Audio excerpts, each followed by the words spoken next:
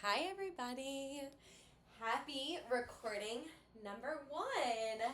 I am at my home in my little yoga studio, and I'm really excited that we're going to be doing these recordings as I know that it makes it more accessible and more flexible for our programming and the 200 hours because obviously I know that your time is valuable and important. So that being said, I just want to make sure I stay on track. So I just have my little timer going, and I wanted to say once again, welcome to week one, video one. So this is at the end of our first weekend and before our second weekend together. So we're in September 2025. All right, so we have a lot to cover today, and I'm really excited about it. I'm going to try to pause this along the way so that you can take breaks. You have natural areas to stop the recording and come back to it. So I hope that it makes sense. I'm going to try to stay on my track and on my plan. And then obviously jot down or try to remember any questions that come up, any ideas, points of view, opinions, suggestions, or ideas that come up as a result of these recordings. Because this really is a great way for me to share some of the information that is crucial and really important, but also a great way for me to share information that we're going to then go into more depth and detail in person. Okay, so for our first video together, we are going to be walking through quite a few pieces of information. We're going to start out, if you want to follow along in your books, on page 250. So we're going to jump right into types of yoga. And the reason that we're starting here today is that I want to make sure we're all on the same page when we're discussing what yoga is. I know we started the other day started on week one with just general, what is yoga? Yoga is union, yoga is connection, yoga is us learning more and diving deeper into ourselves and also connecting with our fellow students and the community. And that's one of the reasons why in-person yoga is so important, so crucial, so valuable. So if you go to your book, it's under Asana, so you'll have to be on page 250. We're going to start with the physical practice of yoga. And I'm jumping a little bit ahead as I discussed last time we were together.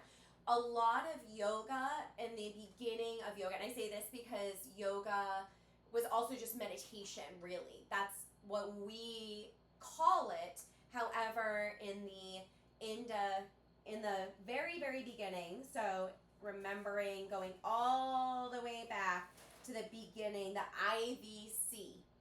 So in the IVC, we are using depictions that we've seen on sculptures, on tablets, on artifacts and mugs and pots and jewelry and so forth. We're taking that and we're calling that yoga. That's what we've been doing. That is the history of yoga, the beginning. But as we know, a lot of it was really focused on the meditative side, the mental side of things. So the asana, the physical practice, page 250, really didn't come about until later. So I'm just going to go through this, and obviously you can follow along in your book. As we know, yoga is so much more than the physical poses, as I just said, and instead it's a practice, a journey, a form of personal discovery, and an opportunity for spiritual development. That's huge. Such a great opportunity. However, the physical practices of yoga has become widespread and a great opportunity to provide health and wellness benefits, as well as encourage self-reflection and inner growth. And we went over the benefits last week in terms of greater clarity, greater confidence, greater focus, helps with depression, anxiety, stress reduction. It also helps with cholesterol, with cardiovascular, with being stronger, healthier, better, stronger bones, more flexibility, reduced pain, and so forth. So the emphasis on physical postures as a form of exercise became prominent in the 20th century. Krishnamacharya, often called the father of modern yoga, combined traditional hatha, which is the sun and the moon, with gymnastics and other physical practices.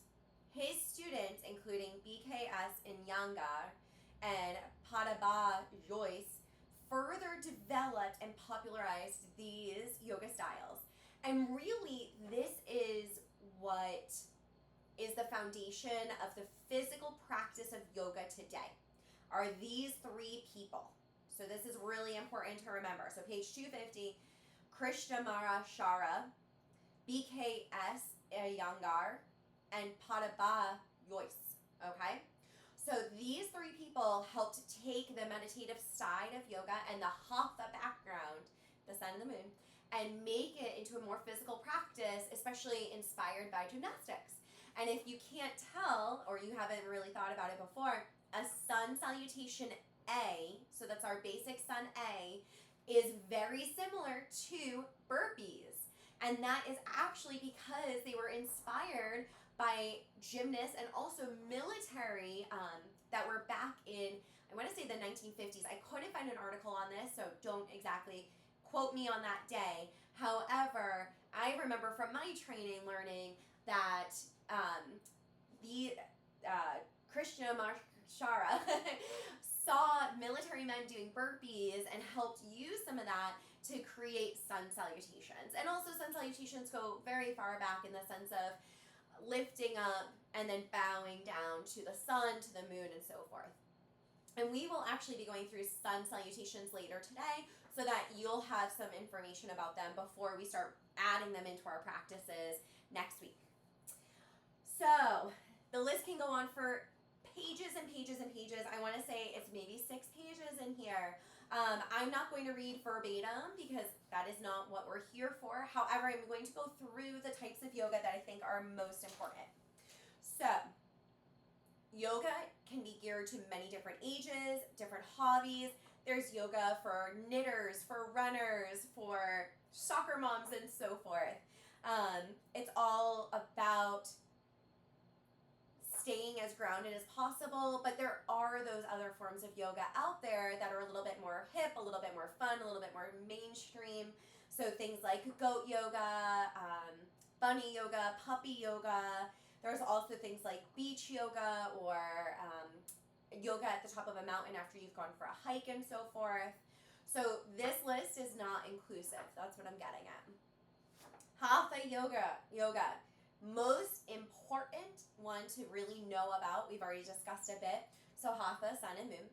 So it's considered the most popular style of yoga in the West, and it uses poses, breathing, and meditation techniques to create balance and harmony. So week 1, class 2, our theme was back bends, heart openers, and hatha was our style because we held poses for longer. So that's going back to about 5 or so deep breaths in those warrior, crescent lunge, and so forth poses, okay? So the breath for hatha is directly tied to the energy in the body and acts as a bridge between the mind, the body, and the spirit. Finally, meditation also helps to work towards clarity and stillness in the mind. So really, the postures are designed to tone, strengthen, and align the body. The breath is tied into energy and creating this bridge. And then meditation is supposed to help us with our clarity and our focus. So that is what hatha is all about. And that's really important to know. That's why it's number 1, because that's where everything else really comes from in terms of the history of yoga. Like goat yoga didn't come first, hatha yoga did.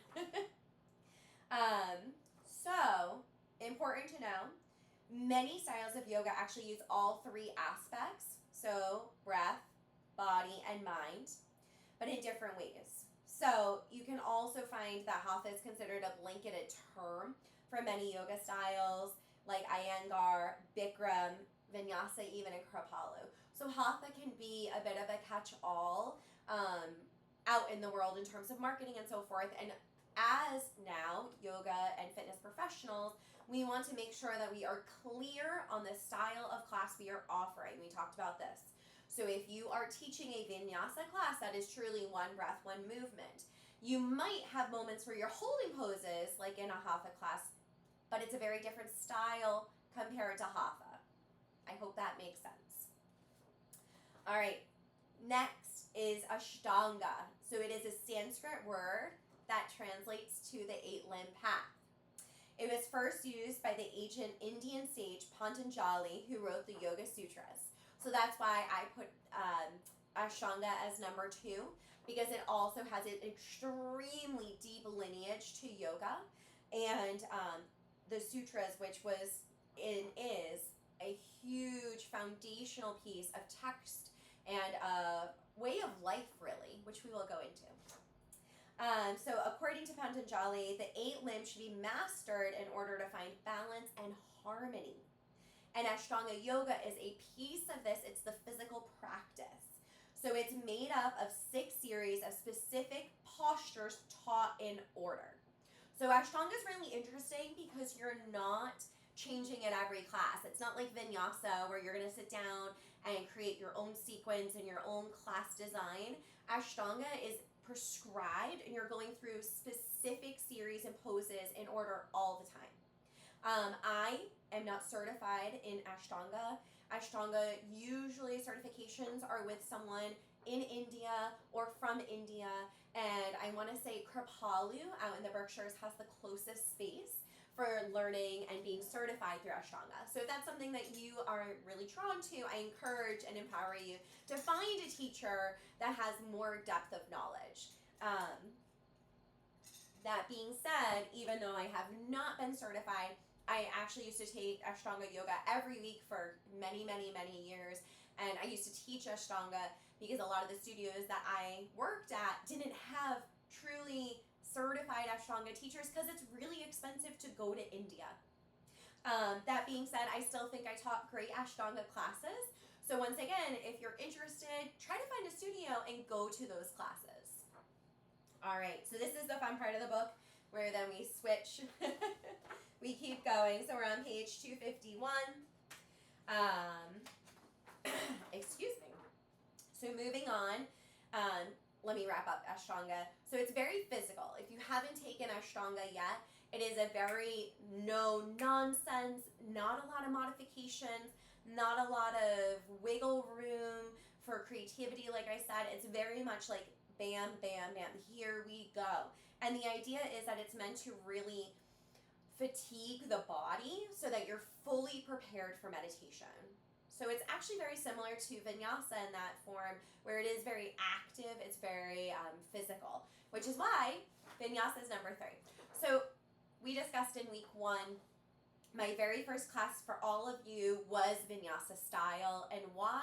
Because I, Erin Bedore, strongly believe that Vinyasa is the best type of yoga to either grow from and advance, like a power yoga, a sculpt yoga, even Ashtanga, or to take down a level and make it more restorative or gentle or even yin. So Vinyasa, in my opinion, is that right in the middle road where you can make it more intense or make it easier, and that gives you a breadth of variety. And I think Vinyasa is probably the most mainstream, accessible type of yoga, other than maybe restorative and gentle. So that's why it's number 3. So we have our Hatha Yoga and Ashtanga. So Hatha, sun and moon, and Ashtanga, 8-limb path or journey, okay? Learning a little Sanskrit. So Vinyasa means 1 breath, 1 movement, or to link movement to a breath. Or, I learned this, place in a special way. So that translation I found in one of the articles, and it was talking about how Vinyasa is meant to be very meditative through movement. You are placing your body, you are connecting your breath in a special way. So this is linked, and it was adapted, as I said, from Ashtanga, and that was in the 1980s. It's also considered athletic. It's meant to be very flowing, very movement, and it's where you can actually calm the nervous system through an athletic process and programming. If I like to say, if you do like to move, so a lot of people who say yoga is boring, I tell them to go to Vinyasa. Like, you're not going to find yoga boring if it's just like this the whole time and then you pause. And that's the beauty of it, is that it's making it accessible for people that really want and need yoga, and not just the physical aspect. They want more than that, because we're still, just like Hatha, incorporating our breath and meditation to the physical process and poses, okay? Super, super important. All right, next up, so we're taking it up a notch, is power yoga. This is a term, it is very, very dependent upon the teacher and the studio. Some power yogas, in my opinion, are very easy and basic. Some power yogas are all out and definitely true power yoga, where it's energy, it's fire, it's passion, it's often loud music. It's going to get your blood pumping. You're going to be totally exhausted at the end. Perfect for Shavasana and that meditative stillness. Because remember, that's what we're working towards, okay? That's one of the things that makes yoga different from boot camp or HIIT or any other fitness classes. That focus on that final meditation, okay? So power yoga, you're going to see lots of different types of power yoga throughout your experience. I encourage you and remind you to write down the differences, journal about it, talk about it to me and each other. Good time to drink some water. All right. So you are supposed to, in power yoga, build internal heat, increase stamina, help with strength and flexibility, and side effect, help with reducing stress. It's meant to be very fast-paced and sometimes, often in the Boston area, taught in heated class. It can be heated between anywhere from 84 and 104, 105 max. Next up is Bikram yoga. So this was created by an individual. His name is Bikram Shahuri. Shahuri. It is a routine-based hot power yoga class. So this is similar to Ashtanga. So remember I said in Ashtanga it's prescribed. It is the same series, the same poses. In Bikram, it's the same. You have 26 poses and 2 breathing exercises. And they must be performed in the same order, and the classes are always 90 minutes. So 26 poses, 2 breathing exercises, 90 minutes, all the time. And the room must be 105 degrees, okay? So that's the max. That's the ceiling for heated yoga in terms of medically approved, medically allowed. Obviously, everyone's different, so this is a point of conversation. So think about your own experience. Have you had a heated yoga class before? Did you like it? Did you not? Are you interested? So Bikram, this is interesting. Students cannot be adjusted by their teachers. So teachers don't go around and provide any adjustments to the actual students. It's very interesting. The idea is that the sequence of posture along with the heat and humidity has to be 40% humidity, help to clear out the toxins for your body and allow you to go deeper into the poses. Okay, so truthfully, I've done probably 5 or 8 Bikram classes. They're not my favorite. Usually, the teachers stand on a platform at the front of the room, and they just it's very militaristic in my opinion. They just bark out the poses. And I will say, it definitely flushes out your system. It definitely gets you sweating and moving. Would I say I feel my best doing Bikram? Not really. Would I say that I have the best meditative experience at the end? Not really. But I would say, as a yoga professional and future yoga teacher, it is an experience. And I think that all experiences can be learned from. So specifically with Bikram and all of these types that you haven't done, I encourage and empower you to try them and go in safely and very thoughtfully, knowing that you can take breaks whenever you need to. You can drink water whenever you need to, and that if it's not right for you, you can leave, okay? And I say this because there was actually a huge issue recently, maybe 2 or 3 years ago, where a teacher in New York City told a student that they couldn't have water in a Bikram yoga class, and that student then went on to write an article about it. She was a journalist, maybe still is, and essentially the school came out and said that they didn't really say that they would never stop a student from drinking water. However, that is a bit of the style. Bikram is meant to be very committed, very like in the moment focus, laser focused. So, I guess we almost hit 30 minutes.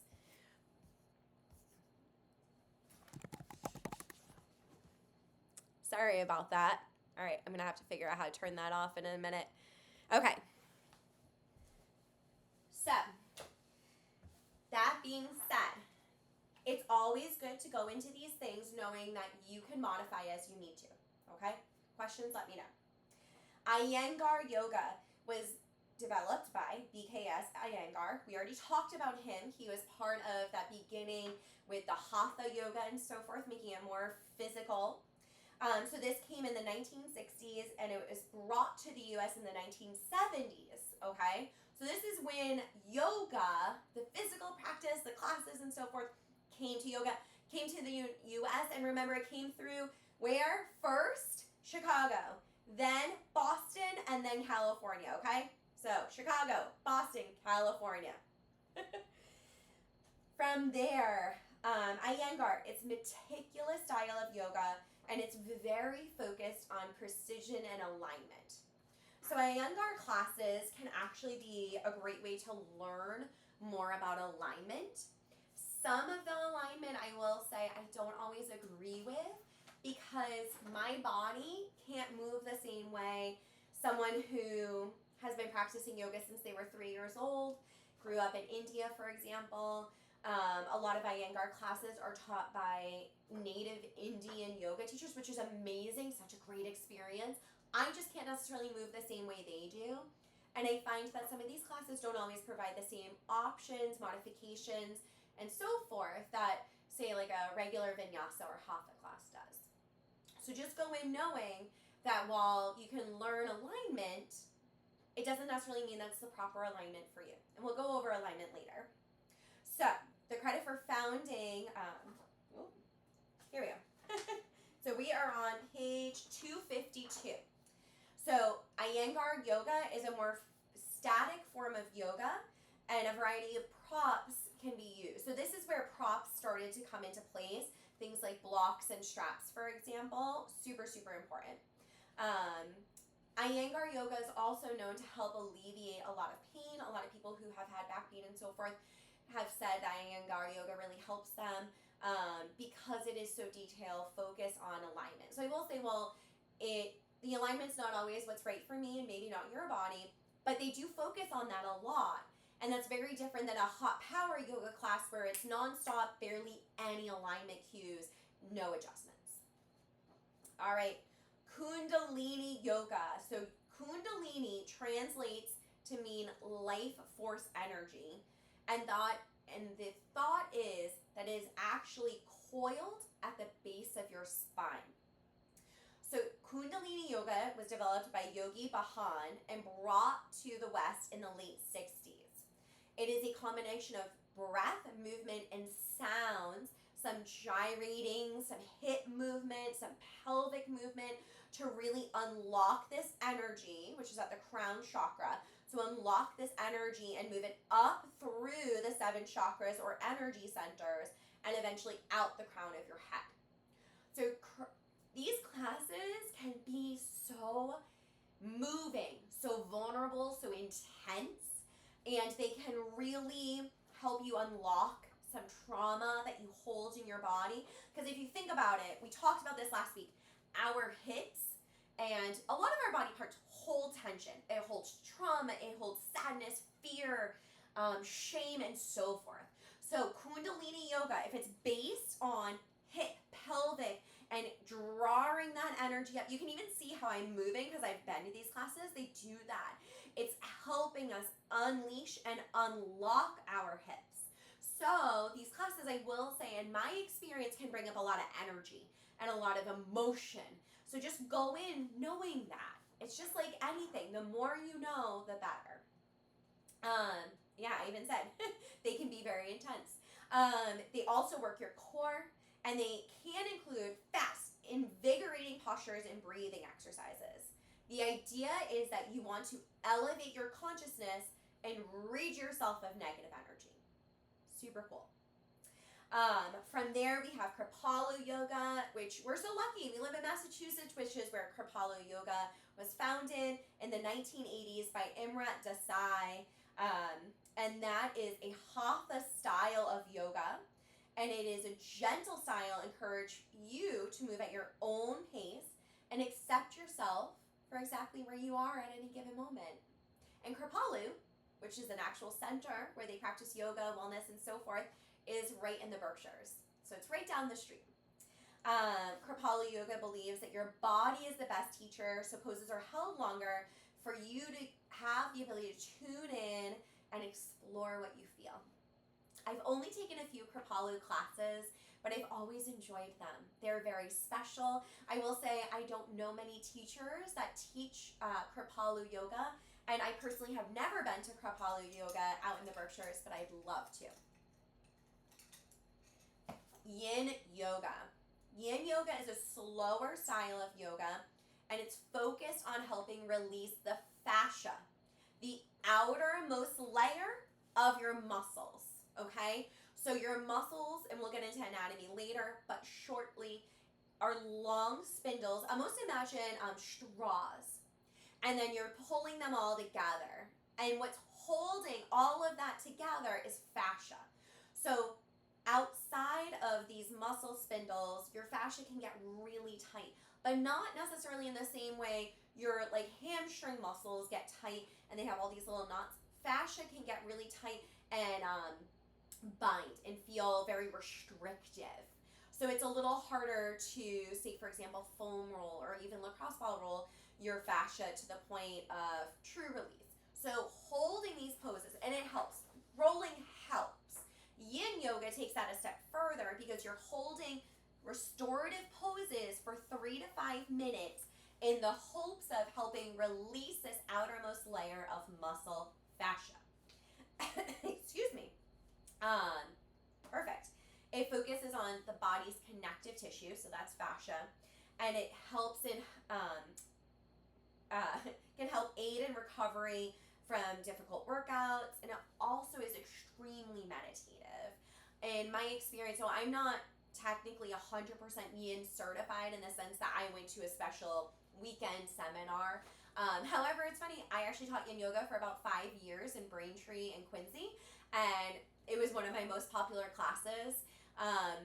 Once again, 200 hours, you get to learn so much that you don't necessarily need these extra class certifications unless you've never taken the class. I took many hours of Yin Yoga classes before I taught Yin Yoga. Very important to know what you're doing in these classes. But essentially, Yin Yoga uses props like bolsters, blocks, straps, and so forth so that you're holding these poses in a way that is restorative. You're not struggling to hold on a pose. A lot of them are seated or laying down, up against a wall and so forth. So we're hoping maybe to get to some Yin Yoga. Restorative yoga, similar to Yin. So this is a little bit more of one of those catchwords like power yoga. It changes with every studio. I am a big believer that restorative yoga, because it's meant to help restore. So technically, traditionally, restorative yoga is similar to Yin. You hold poses for 4 or 5 or even more minutes. They're supposed to help you fully relax. Now, after 12 and a half years, and I've been teaching restorative yoga for so long, it was one of the first classes I started teaching, I believe, and I learned through my 200 hour, that restorative is meant to, restore your energy level. And I do not believe, nor did David and Todd, who taught me, believe that restorative yoga is just laying down.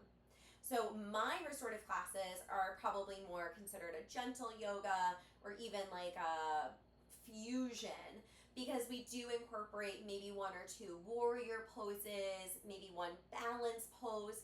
It is still 80 to 85% very restorative, relaxing, rejuvenating, but it's not just laying on the ground the whole time.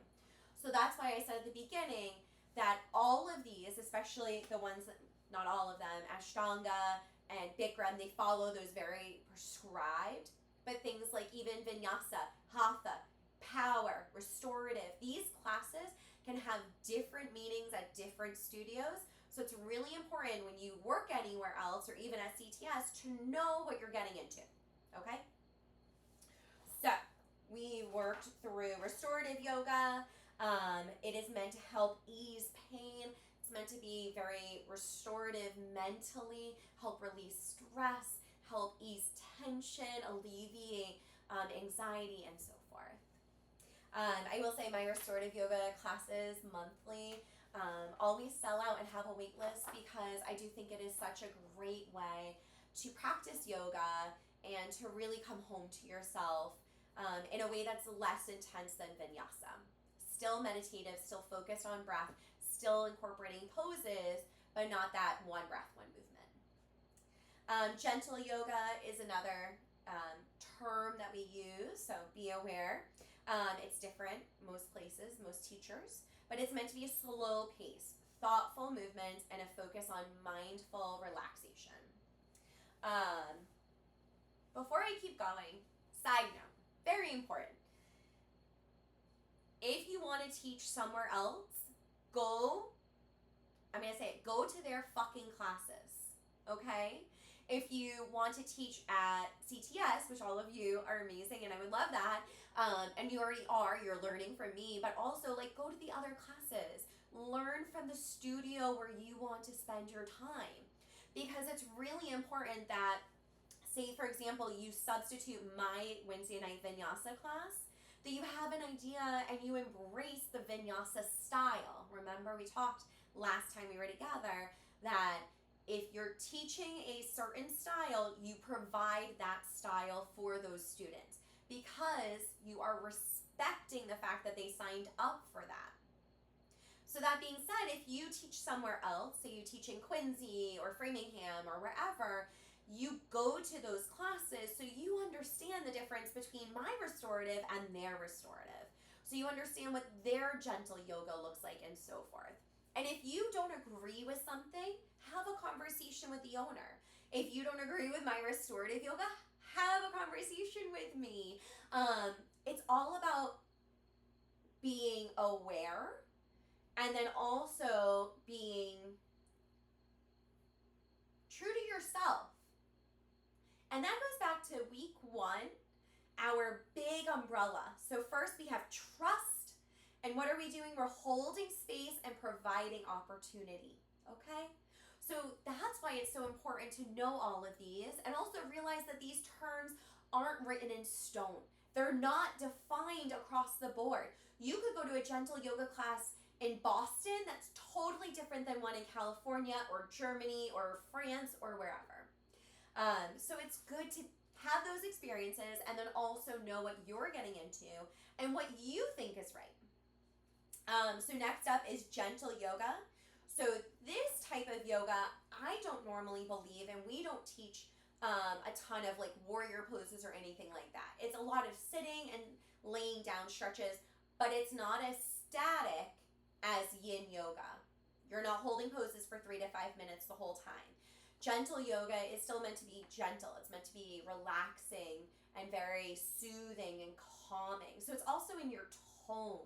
It's in the way you provide the class, in the way you share the space.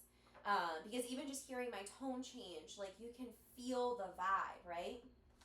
So gentle yoga, more gentle and relaxing. I always encourage people who are new to CTS or new to yoga to start with a gentle or restorative yoga, even if they're not coming to CTS. It's just a little bit more digestible, more accessible, more friendly, harder to hurt yourself in and so forth. It's safer in many ways. So it's a great way for beginners to get started. Slow flow is the same concept of vinyasa, using your breath for transitions. That's really important. However, you're moving slower through the poses, so it's almost like a combination. Slow flow is like hatha meets vinyasa. It also has a dash of gentle yoga. So I believe Sunday night Megan teaches slow flow. No, Megan teaches vinyasa and hatha. But essentially it's a slow flow where it's not high intensity. Her voice isn't up here. She's not wooing. It's going to be down here. And she's going to take it to that level. Slow flow is great for all levels. So this is another good one for beginners. And it's usually easier sequenced, less creative, less complicated, more straightforward. That doesn't mean that it can't be interesting. Slow flow can be a wonderful style of class, but it really isn't going to be like vinyasa where you're all over the place, or power. All right, we're almost done with this. So, other types of yoga: morning, night. These are terms you're going to see. They are marketed. So if you end up teaching a morning style yoga class, because this is why it's important for you to know, what should a morning yoga class be? Should start out slow. People are just waking up. Respect that space. Provide them the opportunity to wake up with you. And then you're going to build it up. You're still going to end with a shavasana. That's really important. I've been to morning classes that don't end with shavasana, and I think that's a tragedy. Okay, so we always have shavasana, and remember, what's our minimum time? 3 minutes for shavasana. The goal is 5 or 7 is best. Why? Because it helps with the gray matter. You literally have more gray matter, more mental space and clarity with 7 minutes, okay? But 3 is the minimum. So morning yoga, you're going to bring that energy up so that people then can go out into their day. Night yoga, what are you going to do? Bring that energy down. So maybe night yoga, you start up here, a little high intensity, some sun salutation, some warriors, and then maybe you take the last 20 minutes, cool it down to do some pigeon, some seated janu, some butterfly, and so forth. So essentially, they're just the opposites of each other, okay? So night and morning. Beginner yoga is going to be where you're taking essentially all the complexities out, and you're going to be moving from one pose to another simply, concisely, slowly, with a lot of cues, a lot of alignment, a lot of adjustments and help. You obviously want to find a balance. You don't want to be just like having a workshop and talking the whole time. You still want them to do yoga.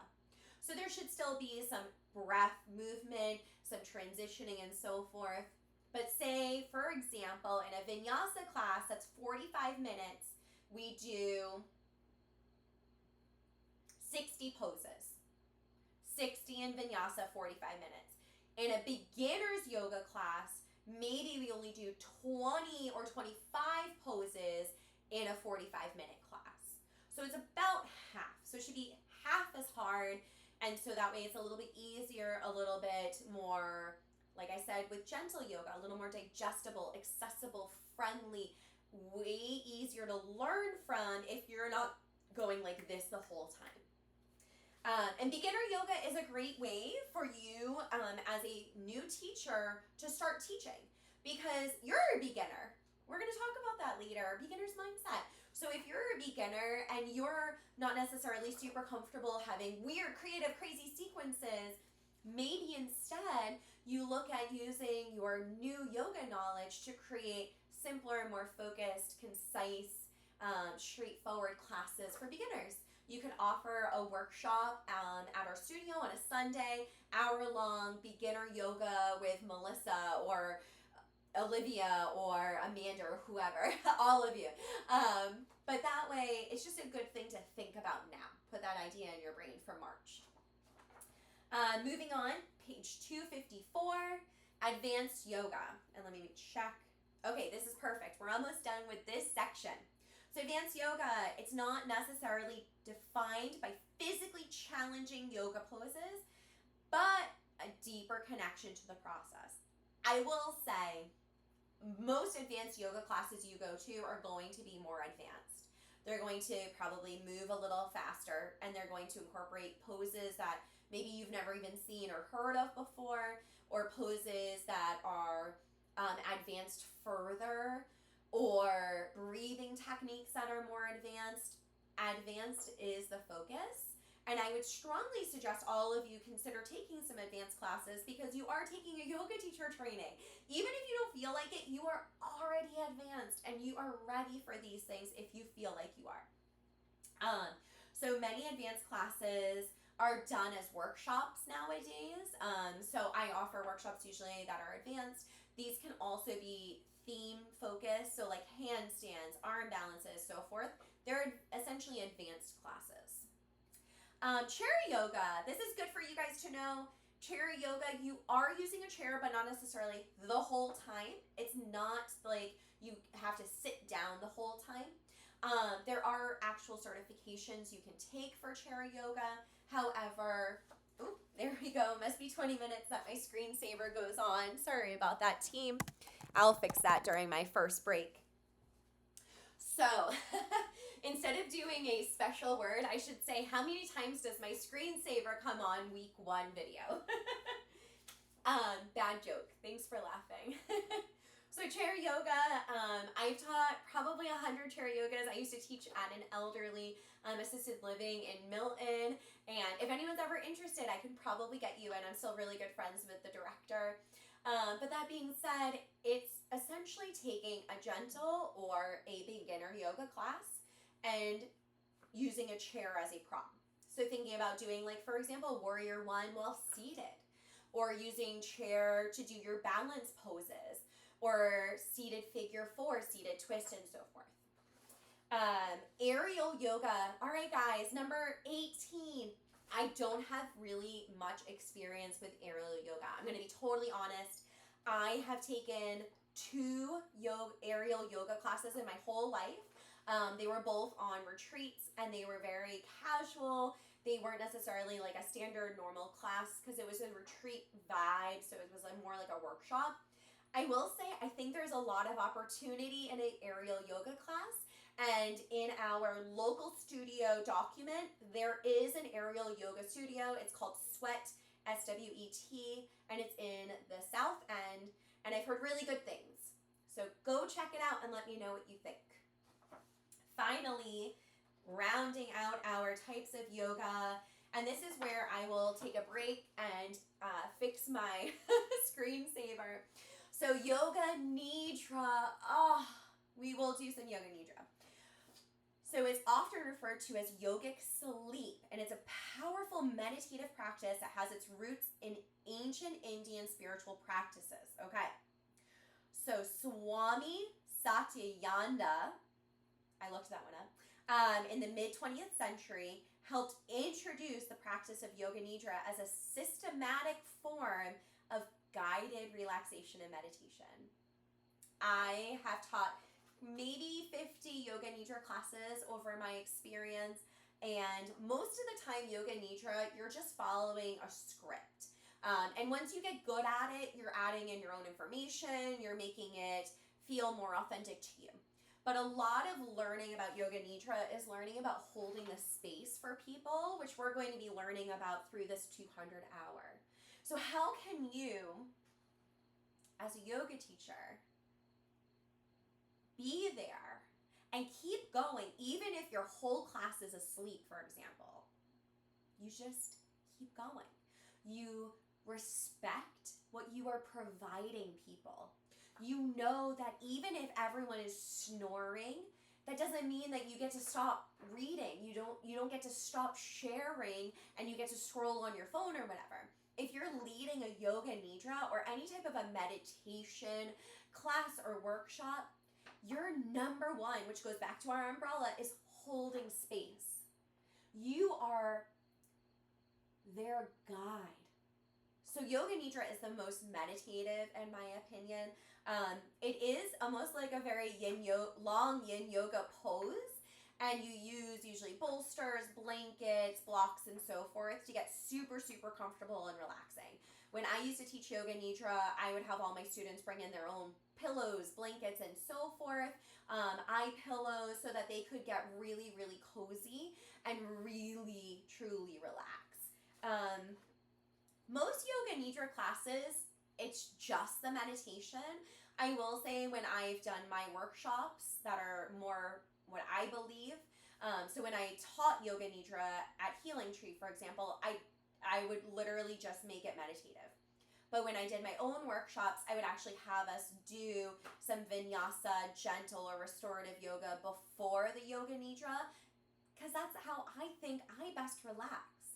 I think it's really hard for most people, including myself, to walk out of my life into a yoga studio and just start meditating. I think that's unrealistic in many ways. So that's just something for you to think about. If you are going to be holding a meditation workshop or someday doing yoga nidra, do you just jump right in? Do you provide them some stretching beforehand? Like, what do you think is right? Think about it. But yoga nidra is a technique that involves a guided journey through various stages of relaxation. It's meant to help keep the mind awake and alert while the body and senses experience profound rest and rejuvenation. I will say a lot of people fall asleep in yoga nidra classes, and it's kind of like after a good meal when someone burps. It's like a huge honor. Like, for someone to feel so safe and secure to fall asleep in your presence is a gift. And they're not necessarily sleeping like they would necessarily at home, where they're like out and then they're going to wake up in the morning. It can be, and it usually is, a very different type of sleep. It's much more meditative, much more relaxing, and so forth. And then finally, the last one I included, even though I said this list could go on and on, is prenatal yoga. It's also pre and postnatal, really. Prenatal yoga, which is kind of the catch-all term for both, is yoga for women going through pregnancy and after pregnancy. And we're going to go through the differences for prenatal. However, I used to do series for prenatal, and really it's very similar. You just want to be thoughtful of a few different things, which we'll talk about, like I said, in conditions. However, it's almost like prenatal yoga can be very similar to a fusion of hatha, gentle, restorative. Okay? It often uses a lot of props. It can use chairs like chair yoga. So it's this really nice fusion that provides women the opportunity to safely do yoga while pregnant and also connect to their child. So when I used to do prenatal yoga classes, or I have prenatal assisted stretch or Reiki clients, I include a lot of language and cueing around connecting to your breath, your body, and also your child. And I'll have them maybe in Supta Baddha Konasana, supine butterfly pose. I'll have them place one hand on their heart and one hand on their belly. Same thing in maybe a warrior pose, placing both hands on their stomach. So it's a very different type of focus for the class, but it's really not that different for the style, for the actual poses you're providing. I hope that makes sense. You can also get certified in prenatal yoga. If this is an area that, or any of these are an area you're interested in, remember that the 200 hour is a jumping off point. If you've never taken a yin yoga class, you can't leave my 200 hour and teach yin yoga. However, if you come to me and you say, I've been taking yin yoga for 5 years and I feel really comfortable teaching a yin yoga class, then you would either audition for me, or maybe we would work through it together and you'd audition elsewhere if you weren't, if you didn't want to teach at the studio or you wanted to offer it somewhere else. But see how your experience and the 200 hour can lead you into these different niches, essentially. So, I like that I actually said that. Important. Please remember, some of these classes are trademarked. So things you cannot leave my 200 hour teaching, and this is important. We will go over this in person, but just as a reminder, you cannot leave my 200 hour and say that you are Ashtanga or Bikram or Iyengar or prenatal or yin yoga certified. That being said, you are learning the base. The 200 hours provides you the opportunity. So what you do with that matters, and that's where you can take it in different directions. Okay, so group discussion. We're going to come back to this. I'm going to put a big star here. What are some of the yoga classes and styles that you've experienced? I want to hear from you, so start thinking about it now. Which ones have you never tried but you're most interested in? I also want to hear about that.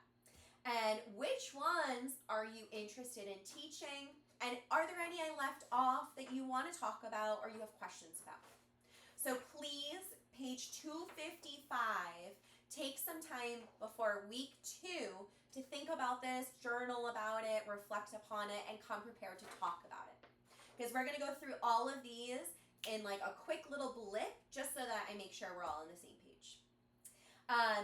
Finally, what is the difference between yoga and Pilates? So they're actually very similar. Pilates is focused on the idea of increasing flexibility, strength, and mindfulness. However, the big difference is Pilates was created by Joseph Pilates. That one person created Pilates. Can you see how yoga has thousands of years of teachers and leaders and gurus that have really solidified and provided variety in yoga? Pilates, no, definitely not. Pilates was created by one person, and you can go through a certification that's very long, very in-depth, and it's really focused on the core. So Pilates and yoga are very different in that way. Yoga incorporates core engagement, core exercises, deep breathing, and so forth. But Pilates was actually a system of exercises designed to improve strength, flexibility, overall body awareness, and core strength, okay? It emphasizes controlled, precise movements, and it uses things like a reformer. So we don't use reformers, obviously, in yoga. It aims to develop a strong, stable core to support the spine and overall health. And we've already obviously learned about how yoga is very different from that. So they are very intertwined. And if you ever do a Pilates certification, you'll learn even more about anatomy and safety and core strength and all of that. It's so fascinating. It is one cert that I've never wanted to get. It's very long. I want to say it's 500 or 1,000 hours. That being said, I love Pilates classes. I love them. And I learned a lot from them many, many years. So I encourage you to check out some Pilates classes either on YouTube or maybe at other studios nearby. Unfortunately, at CTS, as of September 2025, we don't have any Pilates teachers. They are hard to find because the cert is so intense. All right, so this is pages 250 through 256 types of yoga. Yay! That was an hour, y'all. Woo, woo. I'm going to pause it, take a little break, come back to you guys, and thank you.